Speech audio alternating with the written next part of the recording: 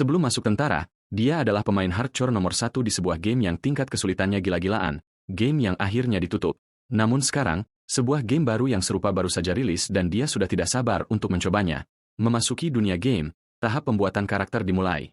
Dia dengan cepat memberikan gaya rambut belah tengah yang keren pada karakternya dan mengirimkan nama Kaiser. Selanjutnya, dia dipindahkan ke medan perang apokaliptik sebagai tahap tutorial. Grafis VR-nya luar biasa, tapi pertama-tama, dia butuh senjata. Kaiser memilih pedang dan bertemu dengan Charlie, sang kapten ksatria, yang membawa sang tentara bayaran untuk menghadapi pertempuran. Situasinya suram, dan Charlie takut bencana terburuk akan turun jika mereka tidak menghentikan monster-monster itu. Seketika, mereka disambut oleh panah dan monster prajurit. Namun sebelum sang ksatria sempat menyelesaikan kalimatnya, Kaiser langsung merangsek maju dan membantai setiap makhluk yang terlihat. Meski berstatus pemula di game ini, dia beraksi dengan gaya menghabisi para monster berwajah hiena itu untuk mengirim mereka kembali ke hutan. Selama ini dia khawatir keterampilannya akan menurun, tapi dia justru merasa gerakannya lebih ringan. Kapten ksatria itu pun terkagum-kagum padanya. Glazing membuka sistem tingkat kesukaan dalam game, persis seperti di game sebelumnya. Sang kapten sangat mempercayainya sampai-sampai dia tidak peduli jika jagoan kita ini melakukan kejahatan sekalipun, memberinya gelar yang disebut Affection Max, kasih sayang maksimal. Berikutnya, mereka harus melenyapkan penyihir kegelapan di dalam gerbang ketika tiba-tiba lebih banyak monster merayap di dalam kastil. Charlie berniat menahan garis depan dan menyuruh sang pahlawan untuk menghentikan sang pemanggil, mempercayakan masa depan pada jagoan kita. Kaiser pun terkejut melihat ksatria ini malah maju melawan kroco-kroco padahal seharusnya dia membantu mengalahkan bos. Perilaku NPC seharusnya berubah berdasarkan tindakan pengguna, namun apa yang mengintai di balik pintu ini benar-benar mengerikan. Saking menyeramkannya, sistem sampai memberinya peringatan. Kaiser segera menyadari bahwa ini adalah hidden pH, mekanisme yang sengaja disembunyikan dan membutuhkan kondisi tertentu untuk dipicu. Meskipun berbahaya, dia merasa sangat bersemangat menghadapi apa yang ada di depan.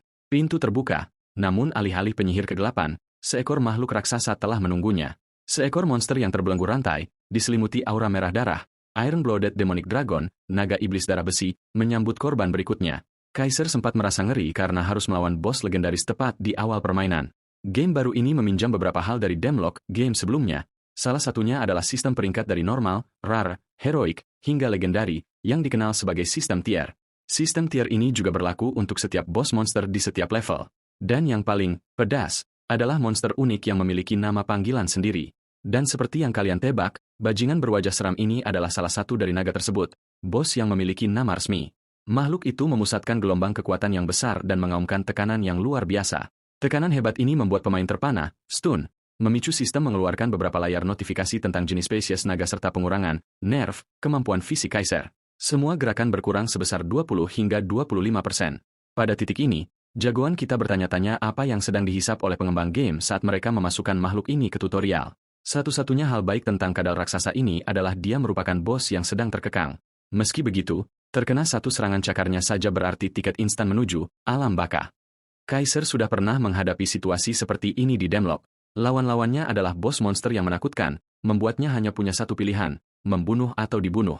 Pemain keren ini menghunus pedangnya dan menghindar dari serangan pertama, sebuah hantaman yang menghancurkan tanah.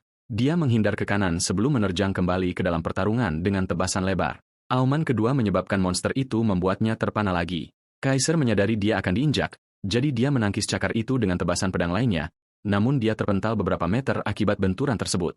Dia melirik sejenak kerusakan yang telah dia berikan. Dari 1 juta poin nyawa, pria ini baru mengurangi 120 poin. Dengan kata lain, dia harus benar-benar fokus atau dia akan berakhir di atas piring makan. Ini adalah tingkat kesulitan terburuk mengingat ini hanyalah bos tutorial. Kaiser menebas naga itu sekali lagi sambil mengingat komentar-komentar gila yang dia baca di forum tentang naga ini. Rupanya, tidak ada satupun pemain terbaik di game ini yang berhasil mengalahkan makhluk tersebut, tapi jagoan kita sejauh ini masih bisa pamer gaya dengan tebasan-tebasannya. Semakin banyak komentar melintas di ingatannya saat dia menggunakan pedangnya untuk menangkis dan memukul naga itu berkali-kali. Menariknya, komentar-komentar tersebut juga memperhatikan bagaimana nama spesies naga iblis itu terungkap. Kebanyakan pemain mengira itu adalah semacam bug. Yang lain tidak bisa memahaminya sama sekali. Ternyata, seseorang akhirnya berhasil mengalahkan bos tutorial untuk pertama kalinya. Dengan menusuk cakar naga tersebut, dia menyiksa monster itu dengan tebasan bertubi-tubi. Kaiser benar-benar beraksi ala Beyblade-nya Levi Ackerman dan mulai mencincang seluruh tubuh monster itu. Dan benar saja, naga itu tumbang, menobatkan Kaiser sebagai orang pertama yang pernah mengalahkan bos legendaris di tutorial. Dia akan segera mendapatkan hadiah atas pencapaiannya. Tapi untuk saat ini, Kaiser berdiri terengah-engah dan benar-benar kehabisan tenaga, merasa kesal betapa keras kepalanya bos ini.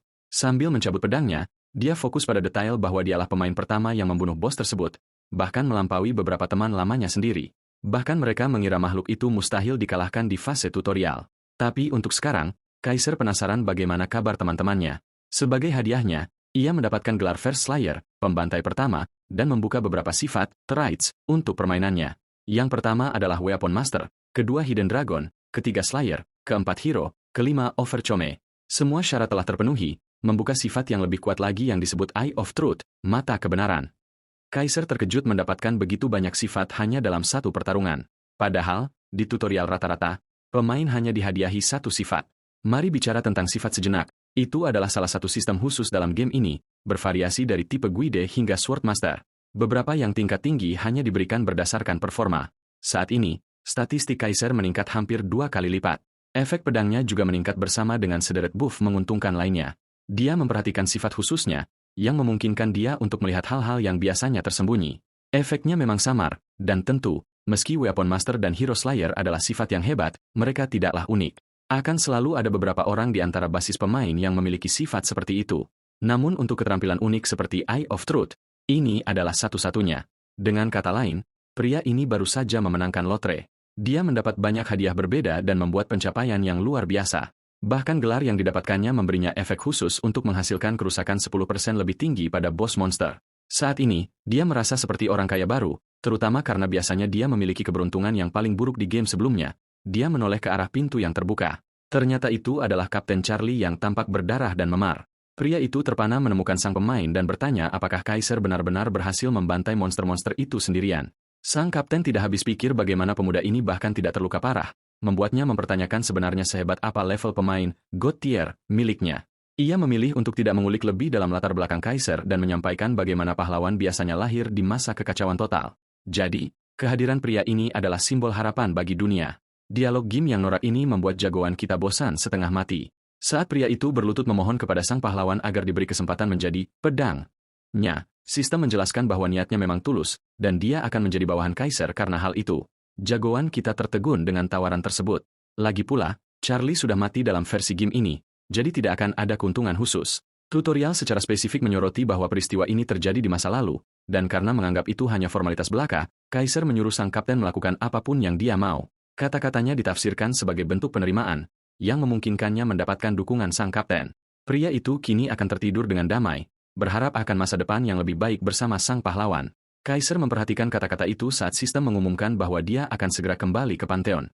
Sebuah portal megah muncul tepat di belakangnya. Saatnya keluar dari tahap tutorial, namun sebelum dia pergi, sang ksatria memanggil tuannya dan menanyakan tujuan mereka selanjutnya.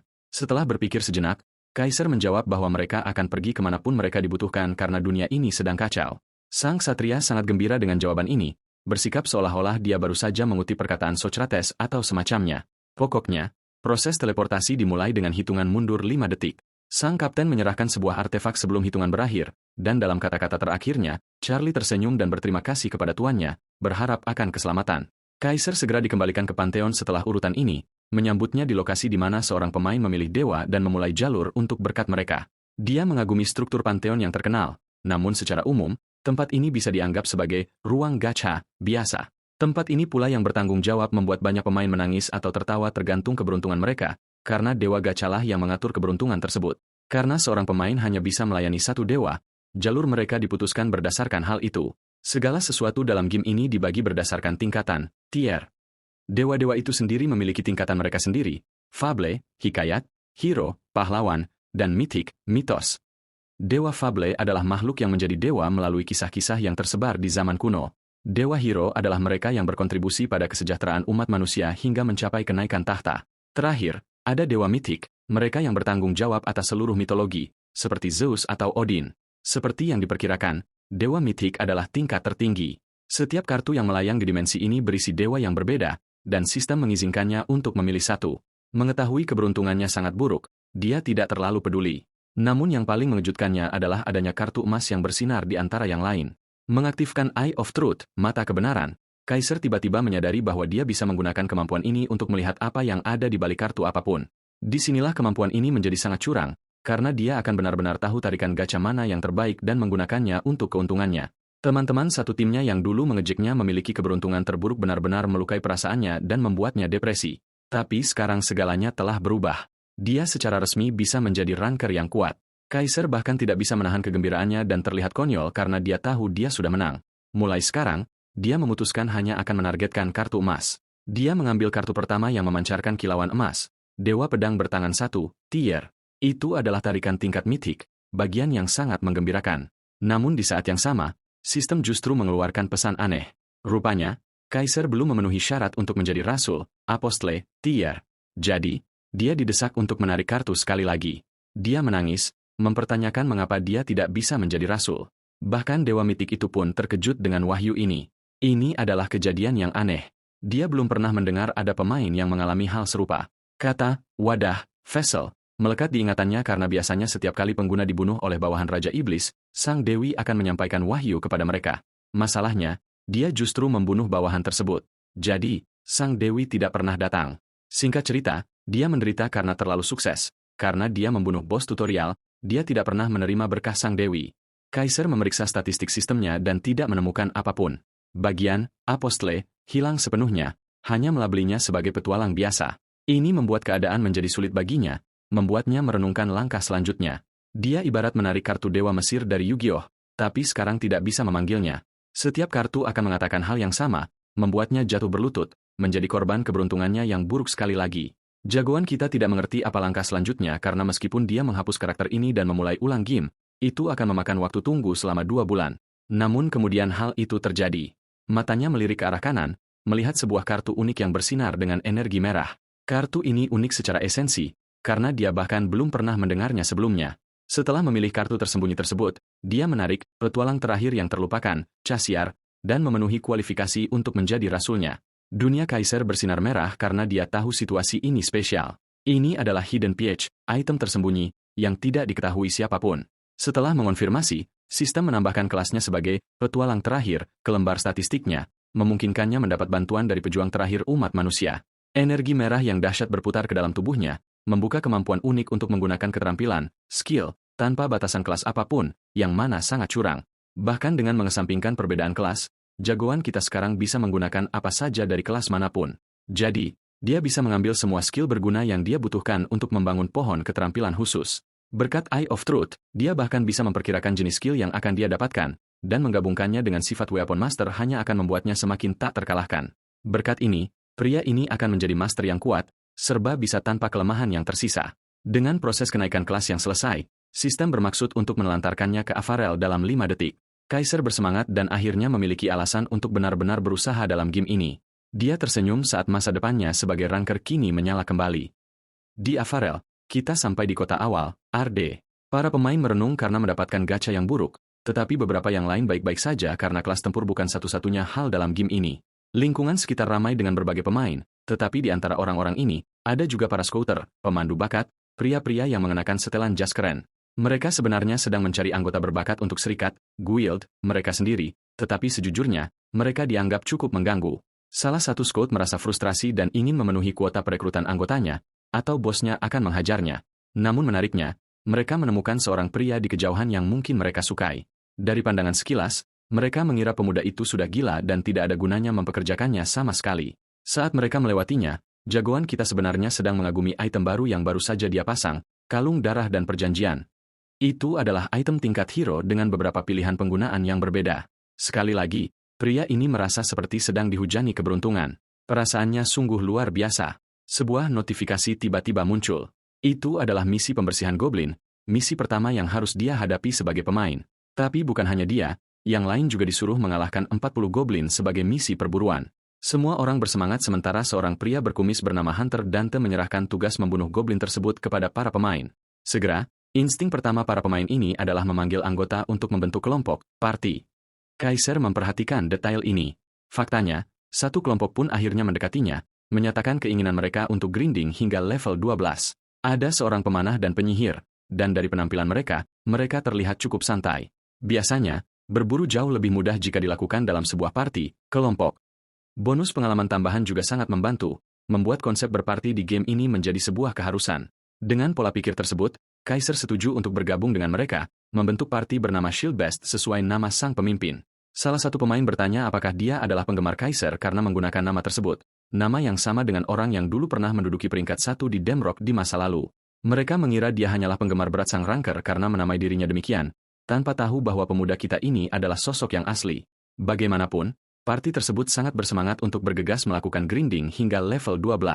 Bahkan jagoan kita pun senang melakukannya. Cerita langsung berpindah ke misi mereka di mana Shieldbeast sedang menghantam seekor goblin untuk melumpuhkan makhluk itu. Setelah hantaman sukses pertama, dia menyuruh yang lain untuk ikut menyerang. Sang pemanah dan penyihir melepaskan tembakan proyektil masing-masing, melesat melewati teman mereka dan membunuh goblin hijau itu seketika.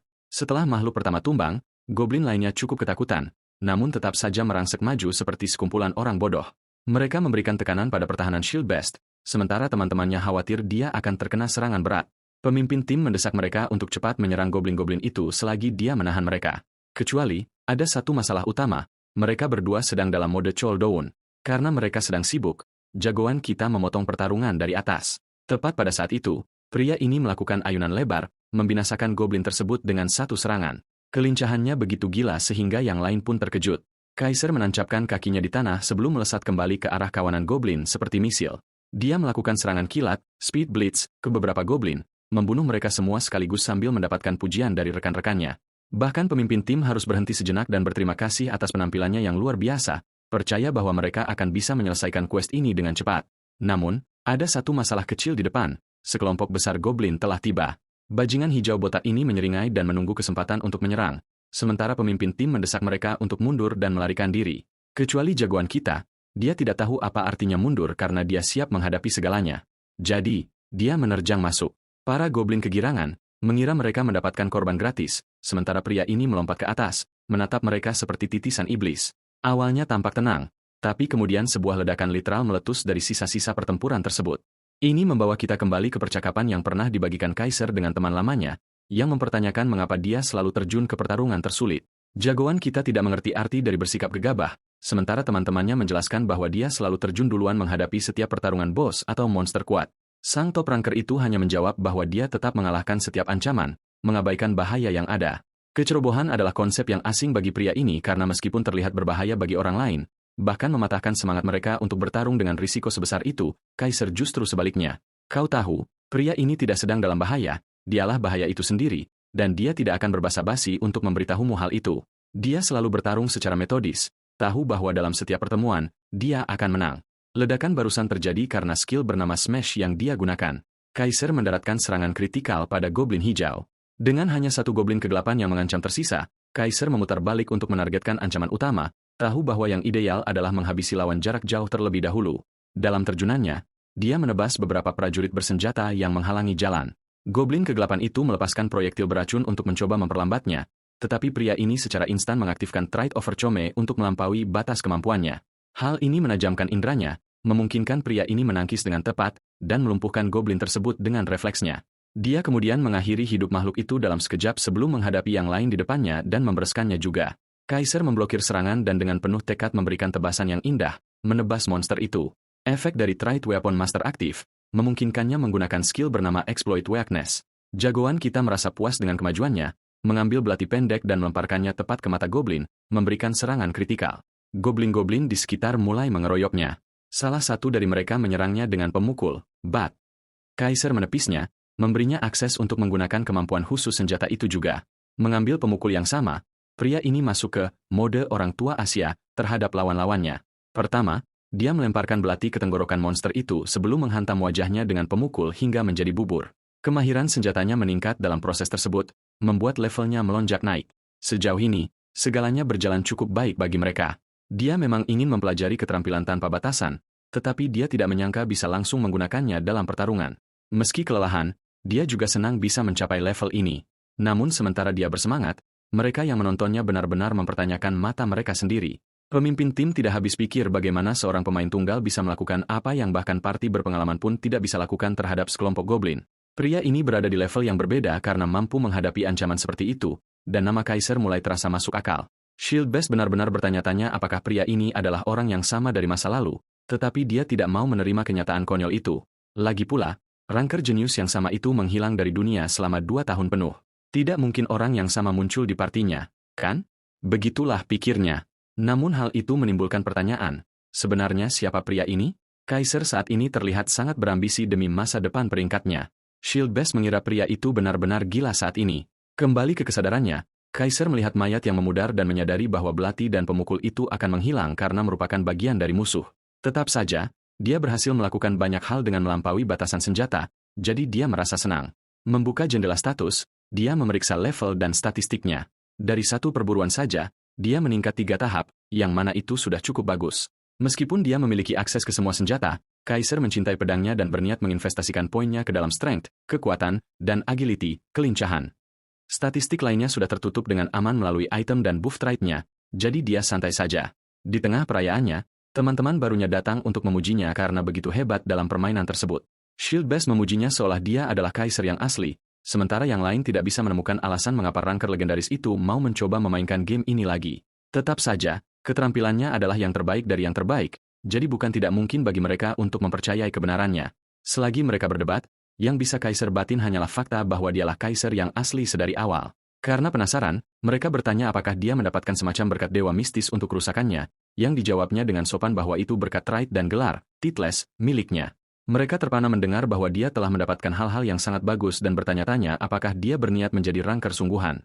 Keheningan sesaat terjadi di antara kelompok itu sampai Shield Beast menyarankan agar mereka berburu lagi setelah stamina mereka pulih. Yang lain sudah siap bertempur dan Kaiser pun tidak keberatan. Faktanya, partinya kini menjadi lebih percaya diri dan bergantung pada kontribusinya. Namun dari pembicaraan mereka, yang bisa dia ingat hanyalah kata-kata parti lamanya. Mereka semua ingin membiarkannya menangani raid sendirian, tetapi dia mengingat pengalaman ini secara positif dan bertanya-tanya apa yang sedang dilakukan teman-teman lamanya. Tiba-tiba, sebuah quest mendesak muncul dalam bentuk quest monster mini-boss. Parti tersebut diharapkan untuk membunuh mutant goblin tanpa batas waktu, yang membuat Kaiser terkejut. Cerita kemudian berpindah ke pintu masuk gua di mana seluruh parti berdiri bersama. Mereka akhirnya tiba untuk menghadapi mutant goblin dan menyelesaikan quest tersebut. Pemanah dan penyihir itu terus mengeluh tentang betapa cemasnya perasaan mereka saat ini. Padahal, mereka semua sudah memaksakan diri dan mencapai level 9 dalam perjalanan ke sini tanpa menahan diri sedikitpun. Namun, pahlawan kita memahami persis dari mana kecemasan itu berasal karena Dungeon yang akan mereka masuki ini cukup terkenal dan dikenal luas sebagai pembantai pemula, Newbie Slayer, di kalangan pemain. Kaiser teringat membaca ulasan di mana orang-orang terus membicarakan dan panik tentang cara menyelesaikan Dungeon ini tanpa berakhir mati berulang kali di setiap percobaan. Terlebih lagi, hampir dipastikan seseorang akan mati pada percobaan pertama mereka. Karena hal ini, Dungeon tersebut mendapatkan beberapa julukan, termasuk Makam Arda, di kalangan pemain. Saat tim akhirnya melangkah masuk, Kaiser terus memikirkan tingkat kesulitan ekstrim dari tempat ini dan bagaimana tempat ini membutuhkan pola kerja sama tim yang sangat spesifik jika seseorang ingin menyelesaikannya dengan benar. Saat tim bergerak lebih dalam, mereka terus mengeluh bahwa tempat seperti ini seharusnya dilarang selamanya dan dihapus dari permainan. Setelah mendengarkan semua komentar negatif tersebut, sang pemimpin, Shield Beast, mencoba memotivasi timnya dengan mengingatkan bahwa mereka tidak punya pilihan selain mengalahkan Dungeon ini jika ingin mendapatkan tiket untuk ikut serta dalam raid tingkat tinggi. Sama seperti perusahaan yang lebih menyukai magang berpengalaman daripada pemula yang benar-benar baru, serikat, guild, dalam permainan ini mengikuti prinsip yang sama persis. Oleh karena itu, menyelesaikan Dungeon ini menjadi wajib jika mereka ingin memiliki kesempatan nyata untuk bergabung dengan guild atau kelompok yang layak. Permainan ini bahkan telah menetapkan protokol ketat untuk memastikan tidak ada yang bisa mencurangi sistem. Dan setiap kemajuan penuh pemain dicatat dalam semacam buku petualangan yang aneh, itulah sebabnya tidak ada yang bisa berbohong tentang menyelesaikan Dungeon tanpa benar-benar melakukannya sendiri. Kaiser mengerti bahwa untuk saat ini dia harus memastikan dia menyelesaikan Dungeon ini jika dia ingin kesempatan bergabung dalam raid boss di kota berikutnya. Bos di dalam Dungeon ini adalah R. Dan meskipun memungkinkan untuk bergerak maju tanpa mengalahkannya di sini, bos di kota berikutnya tidak akan membiarkan siapapun lewat kecuali bos ini sudah ditumbangkan. Karena itu, Kaiser tahu dia harus membuktikan bahwa dia cukup mampu untuk bergabung dengan guild yang layak. Partai tersebut segera mencapai pintu dan di baliknya, R yang terkenal kejam sudah menunggu mereka.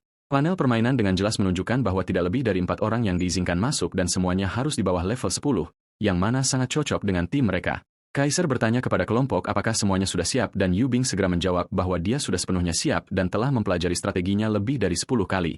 Pemimpin Shield Beast mengaktifkan misi dan semua orang menerimanya tanpa ragu. Gerbang terbuka dan mereka melangkah ke habitat prajurit Goblin Arda, sementara Kaiser mempersiapkan dirinya untuk kembali beraksi karena sudah lama sejak terakhir kali dia menunjukkan kemampuannya. Tepat saat itu, monster boss muncul dengan seringai licik di wajahnya. Dia memiliki 20.000 hit points, HP, yang masif dan mengeluarkan geraman saat bersiap untuk menghancurkan sekelompok petualang yang berani membangunkannya. Eubang merasa terguncang karena betapa nyatanya semua itu terasa dan dengan gugup bertanya apakah ini masih sekadar permainan atau apakah dia entah bagaimana masuk ke dunia lain.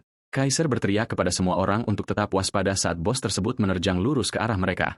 Shield Beast melirik Kaiser dan berpikir bahwa sekuat apapun dia tidak bisa melindungi mereka semua sekaligus. Dia dengan cepat melangkah maju, mengangkat perisainya, dan menyuruh yang lain untuk mundur saat dia menahan dampak penuh dari terjangan bos tersebut. Dia berhasil membuat bos itu tertegun, stun, dan menyuruh semua orang untuk mengambil kesempatan dan menyerangnya dengan semua yang mereka miliki. Namun, Arsi Goblin dengan cepat pulih dan datang untuk serangan kedua. Ia mengayunkan pedangnya, tetapi sang tank berhasil memblokirnya lagi dengan perisainya sambil mengaktifkan sifat perlindungannya, Protection Trait, yang meningkatkan pertahanan dan vitalitasnya selama anggota partainya tetap berada di belakangnya. Kaiser terlihat terbang berkeliling sambil sesekali menebas goblin itu berulang kali. Goblin itu menjerit dan menarik diri. Shield Beast menatap monster itu dengan senyum, menyadari bahwa mereka mungkin bisa melewati fase 1 tanpa masalah. Tepat saat itu, Aim for the Head berteriak, memberitahunya bahwa pola, pattern, akan segera datang. Shield Beast tidak percaya dengan apa yang didengarnya karena sejauh yang dia ingat, mereka harus menurunkan HP Goblin hingga setengah untuk memicu hal tersebut. Namun, dia terkejut saat melihat monster itu dan menyadari bahwa syarat tersebut telah terpenuhi.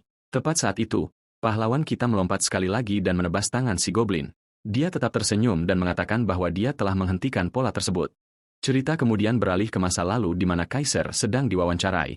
Wanita itu bertanya kepadanya tentang rahasia di balik kesuksesan partainya karena mereka telah menyelesaikan bos dan Dungeon yang sangat sulit ditangani. Pahlawan kita menjawab dengan santai bahwa yang mereka lakukan hanyalah berpegang pada apa yang paling mereka kuasai. Pewawancara mengingat komposisi partai yang memiliki 4 peran termasuk tank, DPS, healer, dan support. Dia menyebutkan bahwa partai Kaiser tampaknya kekurangan peran tank dan bertanya bagaimana raid mungkin dilakukan tanpanya. Kaiser mengakui bahwa tank adalah bagian penting dari partai manapun, terutama dalam hal menginterupsi pola bos. Namun, dia kemudian mengungkapkan dan mengejutkan wanita itu dengan mengatakan bahwa dialah yang menangani peran tersebut sendirian. Beralih kembali ke masa sekarang, Ar ditinggalkan berteriak kesakitan setelah polanya terinterupsi dan lengannya tertebas. Shield Beast tidak percaya dengan apa yang dilihatnya karena dari apa yang diketahuinya, bahkan seorang tank pun akan kesulitan untuk menginterupsi pola bos. Di sini, penyerang tim tersebut melakukan keajaiban, melakukan apa yang tidak bisa dia lakukan hanya dengan satu serangan. Goblin Ar menyerang lagi, tetapi sekali lagi ditebas oleh Kaiser dengan mudah. Sang pemanah menjadi bersemangat dan menunjukkan bahwa penyerang tim mereka hanya mengincar titik-titik vital. Pada titik ini, Kaiser telah menginterupsi pola lainnya, dan bos itu sekarang tersisa dengan kurang dari seperempat HP-nya. Shield Beast berteriak kepada tim untuk bersiap menghadapi fase 2 yang akan datang. Penyihir dan pemanah bersiap karena mereka tidak sudi membiarkan Kaiser mengambil semua sorotan. Prajurit Goblin Mutan itu kemudian memanifestasikan sifatnya dan masuk ke mode mengamuk, berserk.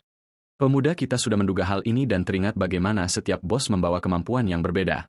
Dia ingat bahwa Arda si Goblin telah diberikan 2 sifat oleh permainan yang dikenal sebagai 07 Bang. Sifat pertamanya memberikan debuff ke tim penantang jika ia terkena kerusakan fisik 4 kali atau lebih. Sifat kedua memungkinkannya untuk memantulkan kerusakan sihir jika itu digunakan 3 kali atau lebih. Selain itu, efek mengamuk tersebut juga mengurangi kecepatan mereka sebesar 4%. Pemanah mengeluh tentang debuff tersebut dan berargumen bahwa bos ini terus menjadi semakin curang setiap detiknya meskipun ia nyaris tidak melakukan apapun dalam pertarungan ini. Di sisi lain, Kaiser tetap tidak terpengaruh oleh debuff manapun. Sifatnya, Trait, memungkinkannya untuk mengabaikan efek mengamuk sepenuhnya, yang membuatnya bersemangat. Sementara Shield Beast memberikan perintah untuk menghindari serangan dan fokus pada menghindar untuk saat ini, Kaiser memiliki rencana yang berbeda. Dia mengungkapkan niatnya untuk langsung menebas monster itu dan menerjang maju. Arda menebas seolah-olah ia benar-benar punya kesempatan. Dan seperti yang diharapkan, sang MC, karakter utama, terlalu kuat dan menebas monster itu, membuatnya terlihat sangat mudah. Sementara itu, pemanah dan penyihir masih tidak mengerti mengapa Kaiser tidak terpengaruh oleh debuff. Bahkan Shield Beast telah menyerah pada ide tentang kekalahan dalam pertempuran ini. Dia menatap Kaiser dengan terkejut dan masih bertanya-tanya apakah dia benar-benar Kaiser dari legenda. Pada titik ini, mereka bertiga hanya menonton saat Kaiser terus mengayunkan pedangnya ke arah Goblin. Di tengah pertempuran, pahlawan kita mencapai level 10 dan kemahiran ilmu pedangnya naik ke level 7. Karena hal ini, kerusakannya dengan pedang meningkat sebesar 7%. Dia menerjang ke arah Goblin untuk gerakan penyelesaian dan muncul di depannya seketika, menebasnya tepat di tengah. Dengan ini, sistem permainan memberitahu mereka bahwa prajurit Goblin Mutan Ardea telah dikalahkan dan penjara bawah tanah telah dibersihkan. Alih-alih merayakannya, Shield Beast tetap melamun, mencoba mencari tahu apakah orang di depan mereka benar-benar Kaiser yang legendaris dan bukan hanya tiruan murah. Mendengar ini, 2 lainnya juga tercengang. Sistem permainan kemudian memberitahu mereka bahwa mereka telah memecahkan rekor dan menempati posisi pertama dalam peringkat batas waktu. Hadiah diberikan berdasarkan kontribusi dan seperti yang diharapkan, Kaiser menempati posisi pertama dalam tim. Dia menerima atasan pemimpin merah dan sekelompok item goblin lainnya yang mungkin tidak akan dia gunakan. Selain itu, dia juga mendapatkan gelar tahta serangan waktu yang meningkatkan statistik kecepatannya sebesar 10%. Kaiser berdiri di sana dengan bangga saat dia bersinar sekali lagi. Melihat layar sistem mereka, semua orang menjadi sangat bersemangat dengan jatuhnya tier dewa yang baru saja mereka tarik. Pemanah dan penyihir mulai menyanyikan pujian pahlawan kita, tetapi dia hanya tersenyum sebagai balasan.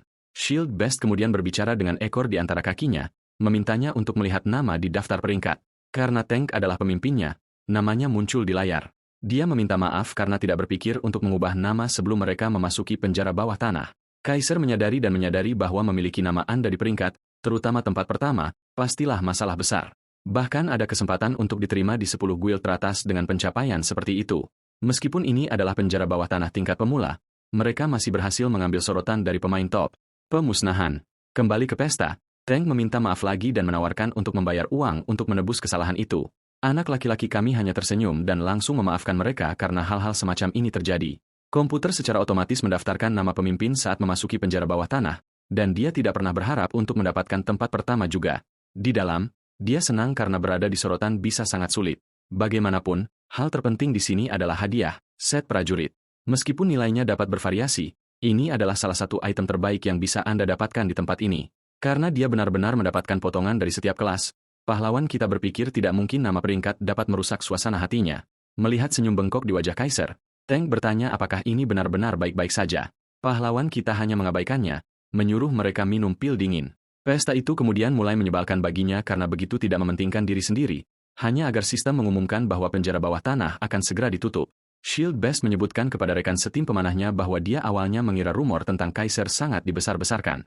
Namun, sekarang dia benar-benar mengerti orang hebat macam apa dia sebenarnya. Anak laki-laki kami memperhatikan bahwa kelompok itu masih berdiri di sana dan bertanya apakah mereka ingin tinggal di penjara bawah tanah. Itu menyentak mereka keluar dari pikiran mereka dan mereka langsung memesannya menuju portal.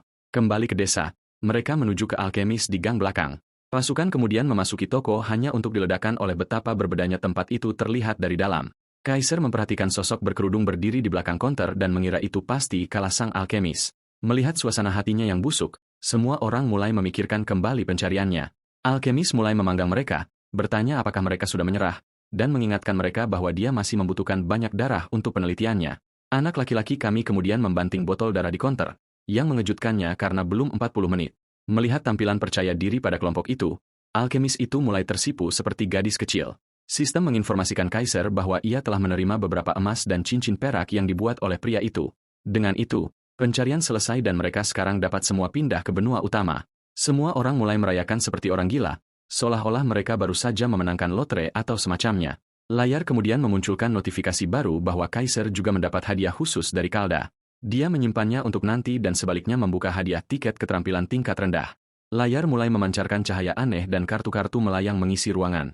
Menggunakan kemampuan mata kebenarannya, dia menyadari bahwa sebagian besar kartu hanya biasa seperti neraka. Dia kemudian melihat kemampuan pengisian slash, yang sama yang dia gunakan kembali di Damrock. Kaiser ingat bahwa lotre tiket memberikan kemampuan acak dari umum ke legendaris. Saat itu, sebuah pesan muncul bahwa sistem akan dimatikan dalam beberapa detik. Itu menangkap pahlawan kita sepenuhnya lengah. Dia benar-benar lupa tentang batas waktu yang mencegah pengguna kecanduan permainan atau mati kelaparan. Kaiser tidak percaya bahwa 10 jam telah berlalu. Melihat kartu-kartu itu, dia dengan cepat memilah-milahnya sementara sistem memulai hitung mundur. Saat dia menekan layar, sistem kemudian memaksa game untuk dimatikan. Kembali di kehidupan nyata, dia mengambil beberapa saat untuk memproses apa yang baru saja terjadi, lalu mulai berteriak frustrasi seperti seseorang menendangnya di antara kedua kakinya. Keesokan paginya, dia menenangkan diri setelah mendapatkan tidur kecantikannya dan memutuskan untuk melompat kembali ke mesin. Segera setelah dia online, hal pertama yang dia lakukan adalah membuka sistem, mengingat dia melihat cahaya keemasan. Suasana hatinya turun ketika dia melihat bahwa kartu itu bukan kelas legendaris dan mengira keberuntungannya sedang sekarat. Pikirannya melakukan double take ketika dia melihat bahwa dia malah mendapatkan kemampuan backstab. Keterampilan yang terlalu kuat ini adalah alasan mengapa banyak pejuang ranget menghindari melempar tangan dengan pembunuh. Tidak peduli seberapa keras mereka mencoba untuk menjaga jarak, keterampilan ini memungkinkan si pembunuh untuk menutup celah dalam sekejap. Kaiser mulai tersenyum seperti orang gila ketika dia menyadari bahwa dia mendapatkan keterampilan meskipun bukan seorang pembunuh. Jika dia mendapatkan beberapa keterampilan yang lebih kuat seperti ini, dia akan menjadi benar-benar tak terhentikan. Saat itu, Seorang hotshot wannabe berjalan sambil meletakkannya tebal-tebal kepada pacarnya bahwa dia adalah pemain pro. Ketika keduanya memperhatikan tatapan gila di wajah anak laki-laki kami, pasangan itu ketakutan dan melakukan 180 lengkap. Akhirnya tersentak keluar dari tanah fantasi, Kaiser memutuskan untuk mengenakan peralatan yang didapatnya. Dihiasi dengan drip baru, dia memutuskan bahwa sudah waktunya untuk menuju ke benua utama. Saat portal muncul, dia ingat bahwa dia bahkan tidak mengucapkan selamat tinggal kepada pasukan tempat dia berada. Meskipun dia mulai merasa betah bersama mereka, dia mengira ini pasti takdir dan akhirnya melangkah. Menjatuhkan ke mode lore, semua pemain yang berhasil keluar dari art senang melangkah ke daratan. Tidak seperti tempat starter itu, yang dibagi menjadi server berbasis negara, orang-orang dari seluruh dunia dapat bertemu di sini. Titik awal pertama dalam perjalanan adalah kota Raven. Saat anak laki-laki kami berjalan ke kota, sepasang ksatria naik melalui gerbang, menyeret seorang penjahat bersama mereka. Sistem memberitahu dia bahwa tempat-tempat dan pekerjaan baru kini telah terbuka, tapi perlindungan pemula telah berakhir. Melihat pesan selamat datang, Kaiser menyadari bahwa game ini adalah tier teratas karena suatu alasan. Seorang NPC Fatso yang ramah muncul dan menawarkan bir gratis di rumah. Orang lain juga muncul, menawarkan barang gratis, yang membuatnya tenggelam dalam pikiran. Dia kemudian berhasil tersentak keluar dari itu, mengatakan pada dirinya sendiri bahwa dia bisa melakukan semua hal ini nanti. Meregangkan lengannya, dia memikirkan kemana dia harus pergi berburu sekarang. Beberapa waktu kemudian, dia sibuk memotong monster di luar kota. Set prajurit memberinya kerusakan ekstra terhadap goblin serta buff kekuatan yang rusak. Menggunakan kemampuan rushing slash, dia zip melewati monster, mengubahnya menjadi daging cincang. Terlebih lagi, dengan setiap monster yang dia kalahkan, pedang besarnya menjadi lebih kuat. Senjata itu sudah dikuasai sejak awal, tetapi fakta bahwa senjata itu terus tumbuh lebih kuat membuatnya sangat bersemangat.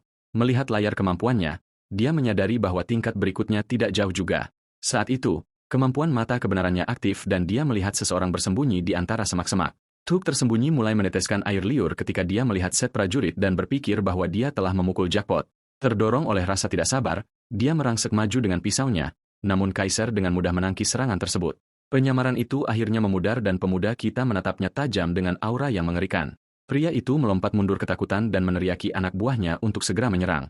Tiba-tiba seorang pemanah menembakkan anak panah ke arah Kaiser, tetapi panah-panah itu ditepis layaknya bola kertas. Pria lain dengan kapak menerjangnya, hanya untuk mendapati serangannya ditangkis seolah dia hanyalah rakyat jelata yang menyedihkan. Pemuda kita kemudian menebas tubuh preman itu, sementara dua lainnya menyadari bahwa mereka telah mengusik orang yang salah. Pembunuh pengecut itu seketika melarikan diri, tetapi tidak jauh karena Kaiser tiba-tiba muncul di depannya, mengejek apakah bayi kecil itu kehilangan orang tuanya. Kaiser teringat bagaimana para player killer, PK, seperti ini juga ada di game sebelumnya. Hampir semua game memilikinya. Bahkan, raja dari segala game, Sword Art Online, juga memiliki sekumpulan pengecut rendahan yang mencuri dari orang lain atau hanya sekadar mencari kesenangan dengan membunuh mereka. Game ini pun memilikinya, dan pemain pro kita mengenal mereka dengan sebutan Noob Hunter alih-alih PK. Cerita kembali ke dalam game di mana pahlawan kita berdiri di depan si penakut yang hampir mengompol. PK pemula itu bingung bagaimana seorang pendekar pedang biasa bisa menggunakan backstab yang seharusnya milik seorang assassin. Namun sebelum dia sempat memecahkan misteri tersebut, si pengecut itu akhirnya tewas. Kaiser juga menghabisi rekan-rekannya yang memiliki nama konyol seperti Not Your Mom. Alih-alih menganggap Kaiser sebagai kriminal dan memberinya penalti, iGame tersebut menyimpulkan bahwa tindakannya hanyalah pertahanan diri.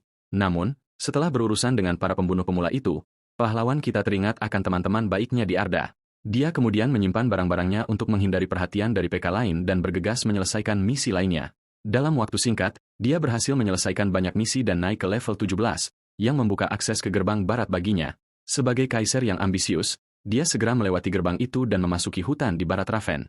Dalam perjalanannya, dia bahkan diperingatkan oleh para NPC tentang betapa berbahayanya area perburuan ini, dan bahwa dia harus mencoba lari jika berada di dekat sana. Pahlawan kita menyadari bahwa suasana mencekam di sini berasal dari hutan yang lebat dan serangga raksasa yang berkeliaran, bersama dengan goblin yang merencanakan penyergapan. Dari apa yang dia pelajari, tempat ini sangat sulit ditangani, dan para pemain telah membuat aturan sendiri bahwa siapapun yang masuk setidaknya harus membawa kelompok beranggotakan 3 orang. Karena itu, area di depan gerbang barat dipenuhi orang-orang yang mencari rekan setim agar mereka memiliki peluang bertahan hidup di tempat menyeramkan ini. Sementara beberapa orang mencari penyerang dan tanker, yang lain berburu healer. Namun, healer adalah kelas yang paling dihindari kebanyakan orang karena dianggap membosankan dan sangat sulit untuk menaikkan levelnya. Saat Kaiser berjalan solo, orang-orang mengejeknya sebagai pecundang bokek yang tidak bisa mendapatkan teman satu tim, sementara pahlawan kita hanya menghela napas dalam kegembiraan yang tenang. Di dalam hutan lebat itu, dia bergerak maju tanpa susah payah, menebas goblin-goblin yang justru terkena serangan kejutan. Satu goblin mengira itu adalah hari keberuntungannya dan melompat menyerang, tetapi meleset sepenuhnya dan langsung dihancurkan di tempat. Goblin pemanah lainnya membidik pemuda malang itu, tetapi Kaiser lebih cerdik. Dia melemparkan pedang besarnya dan menebas bagian atas tubuh goblin tersebut. Ketika dia kehilangan pedangnya dan otomatis kehilangan efek dari senjata itu, para goblin mengira mereka akhirnya punya kesempatan. Namun, pemuda legendaris ini punya cadangan. Dia dengan cepat melengkapi dirinya dengan kapak dan menggunakan backstab untuk menjatuhkan mereka dengan serangan ke bawah. Dia melumpuhkan para goblin satu persatu dan bahkan menaikkan tingkat kemahiran kapaknya sebanyak 1 level. Setelah menyelesaikan misi goblin, dia merasakan sesuatu mendekat dari belakang dan menemukan seekor kelabang raksasa yang bergerak untuk mengisi perutnya. Burung-burung beterbangan dari pepohonan karena keributan yang tiba-tiba itu. Kaiser melompat ke udara dengan kelabang tersebut mengekor di belakangnya. Dia melepaskan teriakan perang yang sengit dan mengayunkan seluruh tubuhnya untuk memberikan hantaman besar. Kelabang itu menerima kerusakan berat dan terpental, tetapi sesaat kemudian, monster itu menyerang balik dengan tekad untuk membalas dendam. Pahlawan kita bereaksi seketika dan berhasil menahan serangan itu. Pada saat yang sama, dia memunculkan kapak pertempuran di tangan kirinya sambil memperhatikan betapa buruk rupa makhluk itu dari dekat. Ayunan berat dari kapaknya memotong rahang kelabang, dan 2 serangan lagi dari pedangnya sudah cukup untuk memberinya kemenangan atas monster tersebut. Kaiser naik level, dan layar statistiknya menunjukkan bahwa dia telah naik 2 level sekaligus. Dia bergumam pada diri sendiri bahwa naik level bukanlah permainan anak-anak, tetapi sejauh ini semuanya berjalan cukup baik baginya.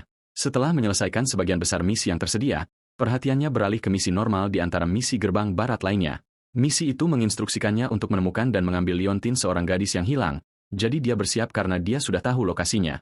Dalam perjalanannya, dia bertemu dengan petualang lain yang semuanya berdiri mengantre menunggu giliran.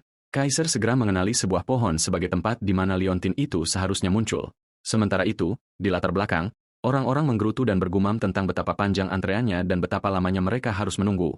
Di tengah bisik-bisik itu, dia mendengar percakapan tentang perintah eksekusi terhadap para perusuh, Griever. Para pria itu berargumen bahwa si asasin mungkin layak mendapatkannya karena bertindak ceroboh, dan salah satu dari mereka bahkan menyebutkan bahwa pria yang mengalahkannya bernama Kaiser. Berbagai alarm berbunyi di kepala pahlawan kita saat dia menyadari ada sesuatu yang tidak beres. Orang-orang itu terus berbicara, mengatakan bahwa pahlawan kita rupanya menggunakan teknik backstab, yang menurut mereka tidak masuk akal.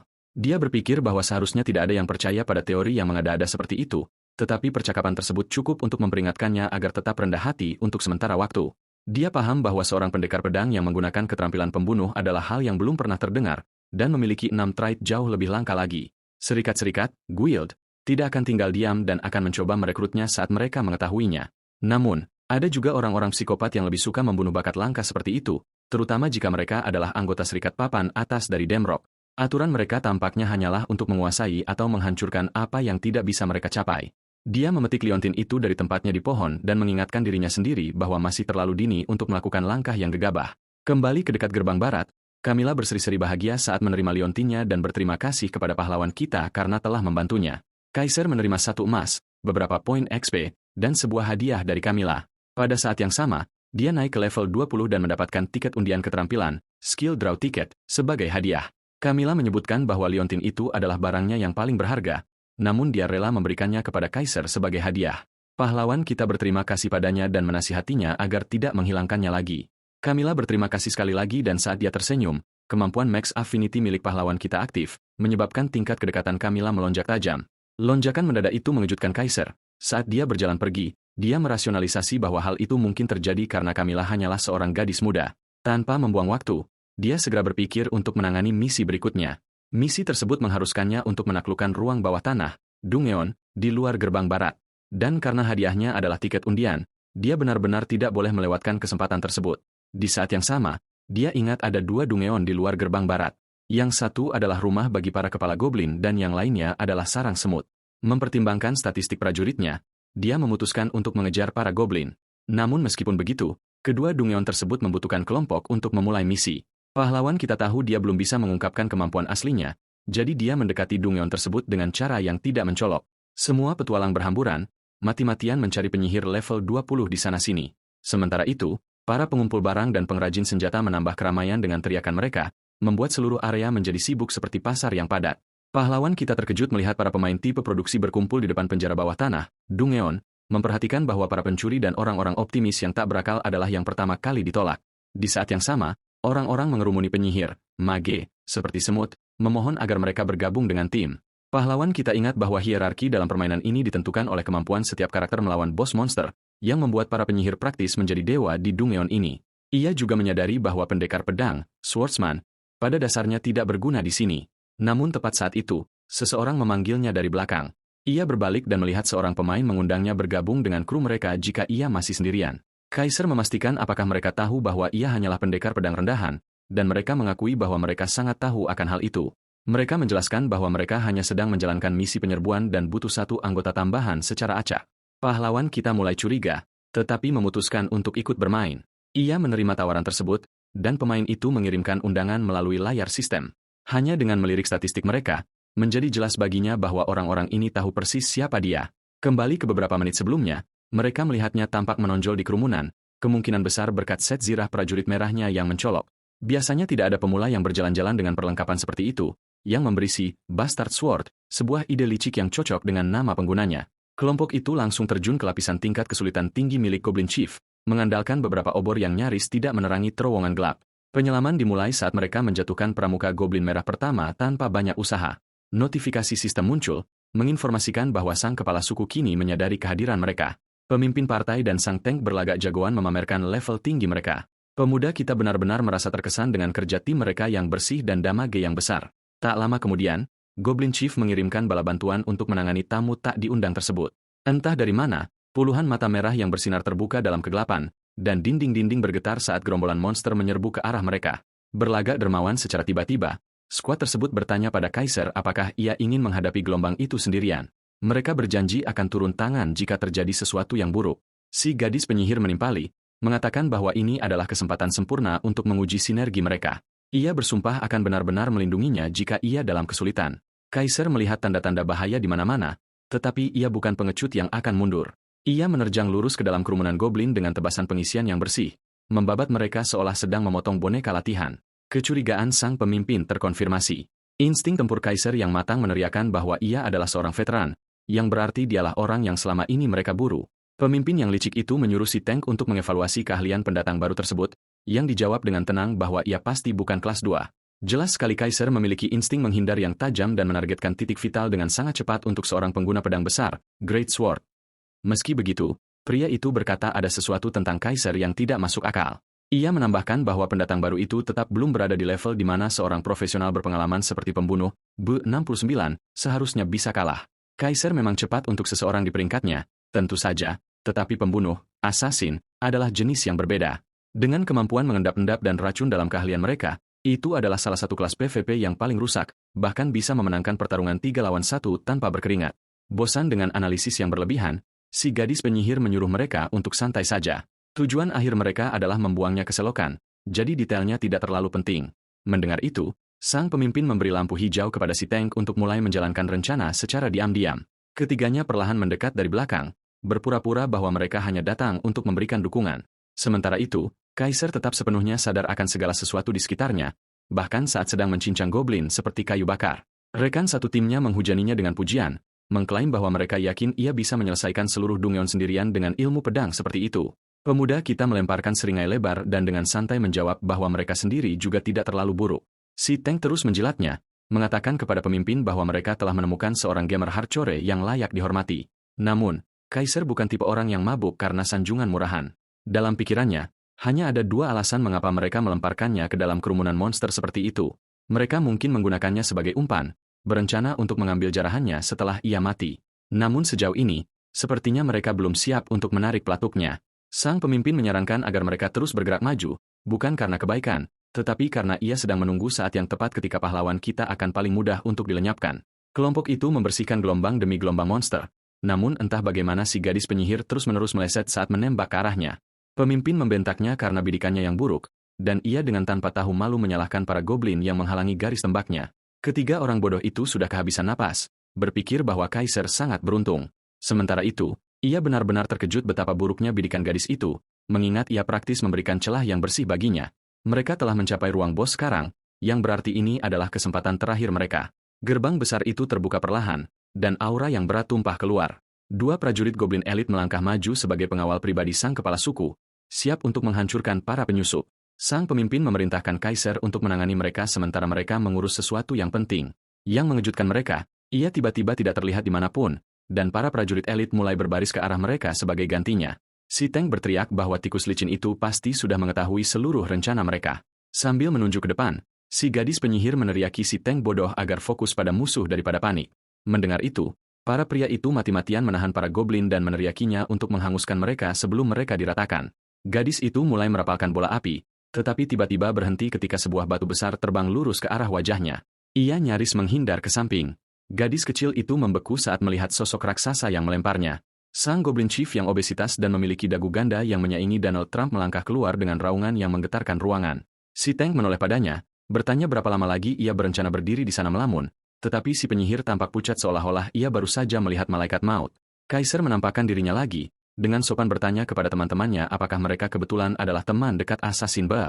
Bingung dan terpojok, gadis itu membeberkan kebenarannya, tetapi membujuknya untuk setidaknya membantu membersihkan Dungeon sebelum mereka menyelesaikan urusan pribadi apapun. Lagi pula, menyelesaikan Dungeon seperti ini hampir mustahil tanpa anggota partai yang lengkap. Kaiser mengangguk dan mengakui bahwa secara logis, gadis itu sepenuhnya benar. Gadis itu menghela napas lega, mengira Kaiser sudah sadar. Namun, itu hanya bertahan sampai sebuah bilah sepanjang 2 kaki menancap di dadanya, tepat di tempat jantungnya berada. Dengan tindakan itu, Kaiser memperjelas bahwa ia sama sekali tidak tertarik pada pilihan yang logis. Selagi 2 orang lainnya masih sibuk bergulat dengan prajurit Goblin Elite, Kaiser dengan santai menerima notifikasi hadiah karena telah melenyapkan penjahat. Ia senang melihat rencananya membuahkan hasil yang sempurna. Begitu prajurit elit muncul, ia menggunakan backstab pada mayat di dekatnya. Keahlian pembunuh itu memungkinkannya menghilang di depan mata tanpa ada yang menyadari. Setelah itu, ia hanya bersembunyi dan menunggu trio tersebut teralihkan dalam pertempuran. Sang pemimpin menatapnya tidak percaya, mempertanyakan apakah ia sudah benar-benar gila. Tentunya, ia tidak serius berencana untuk menyeret mereka semua jatuh bersamanya. Kaiser dengan tenang menyuruhnya menebak moto pribadinya, membuat kesal pria yang sedang tidak dalam suasana hati untuk teka-teki itu. Ia kemudian mengeluarkan belati yang baru saja ia ambil dan menjelaskannya dengan jelas. Ia tidak bekerja sama dengan parasit pengkhianat. Rahang pemimpin itu terjatuh saat ia mengenali belati tersebut. Itu milik Assassin Bo 699 Ina, tapi sekarang ada di tangan Kaiser. Pemuda kita menyeringai lebar, merasa geli melihat pria itu mengenali perlengkapan temannya dengan baik. Namun, lebih dari sekadar terkejut, sang pemimpin bingung mengapa seorang pendekar pedang menggunakan belati. Pisau belati di tangan pengguna Great Sword, pedang besar, gunanya hampir sama seperti monyet yang memegang obeng. Kemudian, sang pemimpin menuntut penjelasan bagaimana Kaiser berencana menyelesaikan Dungeon tersebut sendirian. Setelah menyingkirkan 2 orang yang seharusnya bisa membantunya, Kaiser kini menghadapi bos Goblin Chief yang memiliki ketahanan terhadap serangan fisik yang sangat tinggi. Mustahil baginya untuk mencicil darah bos itu hanya dengan belati kecil. Tidak peduli seberapa lama dia mengayunkannya, Kaiser hanya mengangkat bahu dan berkata bahwa strateginya sebenarnya sangat sederhana. Efek status seperti Blade, pendarahan, tidak dihitung sebagai serangan fisik, dan itulah tiket emasnya menuju kemenangan mudah. Pemimpin itu mulai berteriak padanya, mengatakan tidak mungkin efek Blade saja bisa mengalahkan bos peringkat tinggi sendirian. Sambil menyeringai seolah tahu sesuatu yang tidak mereka ketahui, Kaiser dengan tenang menjelaskan bahwa dia tidak menggunakan efek Blade murahan. Detik berikutnya, sang pemimpin melihatnya menghilang, lalu muncul kembali beberapa kaki di depan. Sebelum sempat mencerna apa yang terjadi, darah, HP, sang pemimpin merosot tajam. Kesenjangan statistik antara dia dan Kaiser sangatlah jauh. Semakin besar perbedaan statistik, semakin kuat pula efek pendarahannya. Baik prajurit elit maupun pemimpin parti itu tiba-tiba mulai memuntahkan darah dalam jumlah yang mengerikan.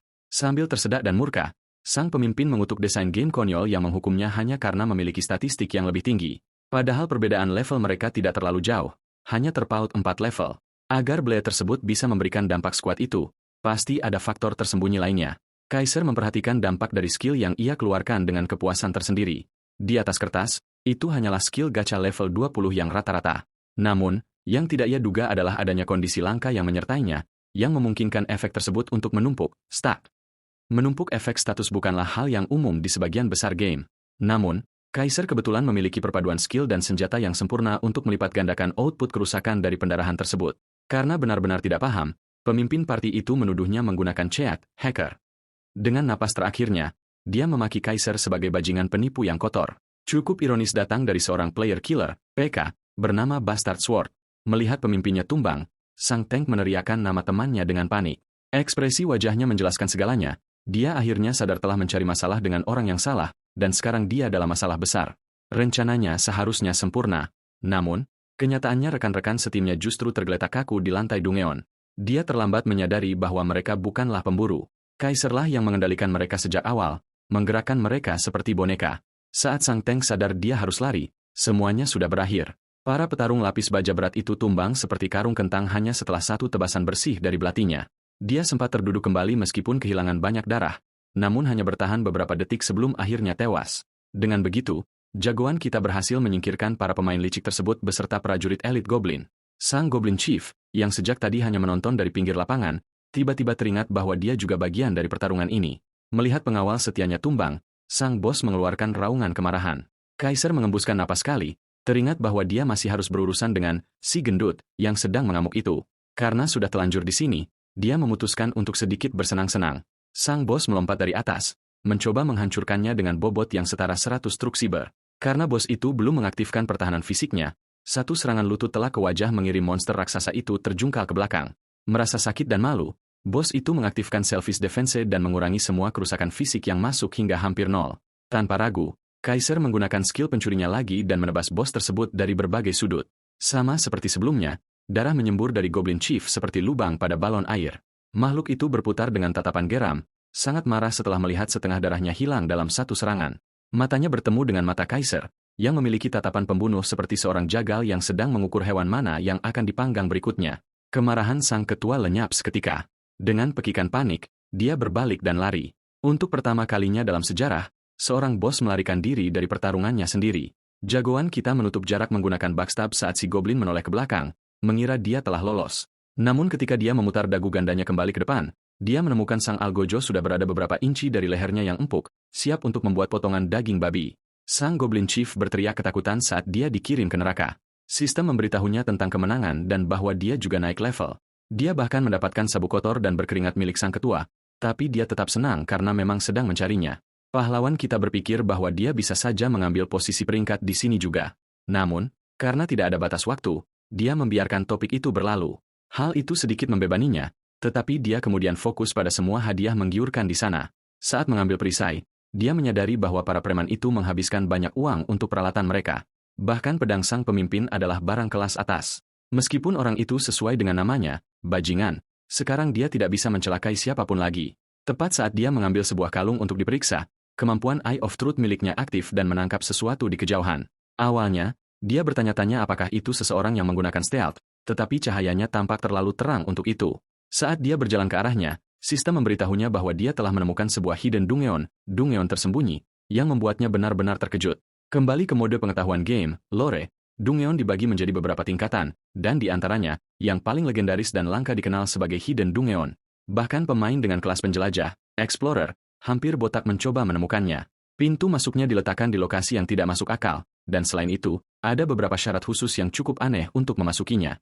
Kembali ke jagoan kita, dia terkejut melihat betapa gila syarat untuk dungeon ini. Di sebuah dungeon yang biasanya membutuhkan party untuk menyelesaikannya, dia harus menemukannya saat sedang sendirian. Namun dia berkata pada diri sendiri bahwa dungeon itu tidak akan berharga jika tidak sesulit itu. Ketika dia melihat bahwa hadiah untuk hidden dungeon ini adalah Herogra, dia menjadi bersemangat dan bertekad untuk menyelesaikannya apapun yang terjadi. Salah satu veteran game ini, Frit, pernah mengutip bahwa memasuki hidden dungeon itu seperti menyandarkan kepalamu di dalam mulut predator. Banyak pemain setuju dengan ide bahwa saat kamu menurunkan kewaspadaan di sekitar binatang buas, ia akan mengatupkan rahangnya dan menghancurkan kepalamu. Hidden dungeon ibarat predator yang berkamuflase, menunggu mangsanya melangkah masuk ke mulutnya yang terbuka. Kembali ke Kaiser, dia berjalan masuk ke dalam dungeon hanya untuk terkena debuff yang memberinya pandangan terbatas, tunnel vision. Namun, trait pahlawannya kemudian aktif, menghilangkan kutukan tersebut dan memulihkan penglihatan 20x20-nya. Sambutan kasar itu justru membuatnya semakin bersemangat. Seorang goblin bertudung kemudian berbicara, menyebutnya berani karena memasuki sarangnya tanpa rasa takut. Saat berhadapan langsung, Kaiser melihat semua mayat hidup goblin dan laba-laba yang menjijikan dan langsung merasa ngeri. Melihat reaksinya, si goblin dukun, shaman, menjadi lebih percaya diri dan mulai tertawa seperti orang gila. Namun, jagoan kita terkejut bahwa dia adalah seorang Named Boss yang memiliki nama. Meskipun ini adalah dungeon level tinggi, seorang Named Boss tetap berada di level yang jauh lebih tinggi. Dia kemudian teringat hadiah yang didapatnya setelah mengalahkan naga dan mulai meneteskan air liur membayangkan apa yang akan dia dapatkan kali ini. Si goblin kemudian mulai bermonolog, bertanya-tanya bagaimana manusia itu bisa menemukan tempat ini. Dia tahu Kaiser bukan seorang penjelajah dan bahkan menyadari bahwa dia memiliki beberapa aura berbeda yang bercampur di dalam dirinya. Hal itu membuat pahlawan kita terkejut karena ternyata si goblin lebih pintar dari penampilannya. Sang shaman kemudian menjadi serius dan menyatakan bahwa Kaiser tidak akan meninggalkan tempat ini hidup-hidup. Dengan itu, dia melepaskan pasukan mayat hidupnya, tetapi jagoan kita hanya berdiri di sana dan membalas bahwa dia akan memberi monster itu pelajaran. Mengaktifkan kemampuan backstabnya, dia memperingatkan sang shaman bahwa seorang petarung jarak jauh harus selalu waspada saat berhadapan dengan petarung jarak dekat. Dia kemudian berteleportasi ke belakang sang shaman, tetapi monster itu sudah siap dan langsung melempar salah satu prajurit mayat hidupnya ke arah Kaiser, menyebabkannya meledak. Namun, senyum di wajah sang shaman seketika memudar saat jagoan kita berakting, seperti Itachi dan muncul kembali di belakangnya. Melihat pisau di tangannya, sang shaman menyadari bahwa dia telah tertebas. Kaiser mengejeknya, mengingatkan si goblin bahwa ia sudah menyuruhnya untuk tetap waspada. Sang goblin necromancer kemudian menjadi serius saat ia melayangkan lebih banyak prajuritnya dan mengirim mereka terbang ke arah jagoan kita. Sementara itu, pahlawan kita dengan mudah menghindari proyektil monster tersebut karena ia bisa dengan gampang menebak arah serangan dan apa yang direncanakan oleh si sampah itu. Pada saat itu, Kaiser terdesak ke dinding. Sang shaman mulai merayakannya, menyatakan bahwa ini adalah akhir, dan meledakkan lebih banyak prajurit undeadnya. Shaman hitam itu mendecakkan lidah, tampak kecewa karena tidak sempat menangkap subjek uji coba yang menarik seperti itu dalam keadaan utuh. Jiat menyalahkannya karena ceroboh dan sombong. Keangkuhan itu memudar dengan cepat ketika pria yang ia anggap sudah mati tiba-tiba merangkulkan lengan di lehernya dari belakang. Ia tidak berhenti di situ. Ia mendekat dan mengingatkan sang shaman bahwa makhluk itu tidak bisa lagi menggunakan skill. Memutuskan untuk sedikit menikmati momen ini, ia menyimpan belatinya dan mulai memukuli Jiat dengan tangan kosong alih-alih menghabisinya. Satu pukulan telak membuat shaman kerempeng itu terpental. Punggungnya menghantam dinding dengan keras. Makhluk itu mengerang, sepertinya belum pernah menghadapi perundungan semacam ini sebelumnya. Berdiri di hadapannya dengan tatapan tegas dan tak tergoyahkan, Kaiser memperjelas siapa bos sebenarnya di tempat ini. Jiat berpegang teguh pada harga diri kecil yang tersisa, bergumam bahwa suatu hari ia akan membalas dendam atas penghinaan ini. Kaiser membalasnya dengan hawk bersih ke arah hati, meruntuhkan harga diri itu seketika.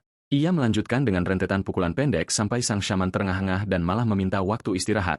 Makhluk buruk rupa itu kemudian berani menceramahinya, mengklaim bahwa kekerasan yang mematahkan tulang seperti ini seharusnya ilegal. Jadi, apa yang dilakukannya sangatlah salah. Kaiser hanya menatapnya, mencoba mencerna skrip macam apa yang diprogram untuk bos ini. Pecundang pengecut ini tidak sesuai dengan citra bos penjara bawah tanah tingkat heroik yang ia harapkan. Selain ledakan mayat sebelumnya yang bisa membunuh penjelajah kelas atas dalam satu serangan, shaman goblin hitam ini terasa mengecewakan.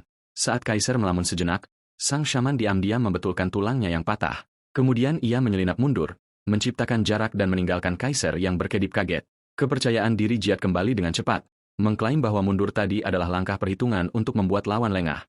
Seringai gelap merebak di wajahnya saat kabut hitam, yang lahir dari sifat khusus sang shaman, mulai menelan area di sekitar mereka. Kaiser menerima peringatan sistem bahwa sifat tersebut meningkatkan peringkat bos untuk sementara. Ia tidak terlalu khawatir. Dalam pikirannya, pecundang peringkat heroik yang naik peringkat tetaplah seorang pecundang.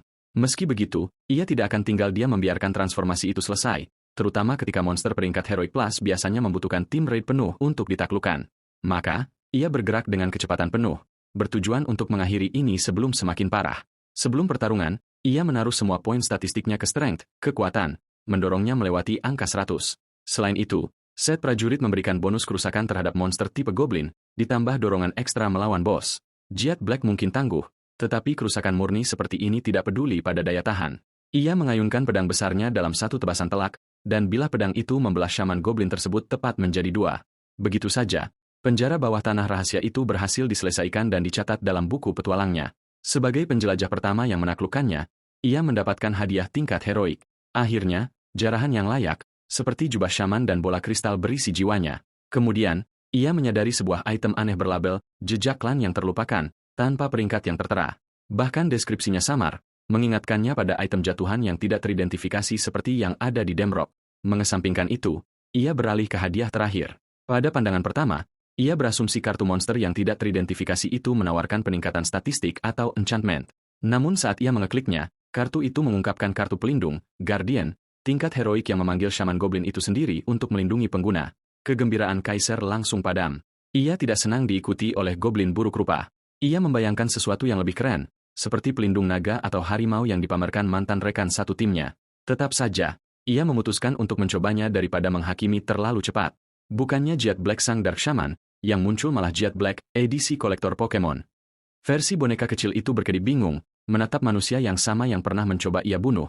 Bedanya sekarang Kaiser menjulang tinggi di atasnya. Kaiser menepuk jidat melihat badut mini yang seharusnya menjadi pelindungnya. Setidaknya pengembang bisa membuatnya terlihat mengintimidasi.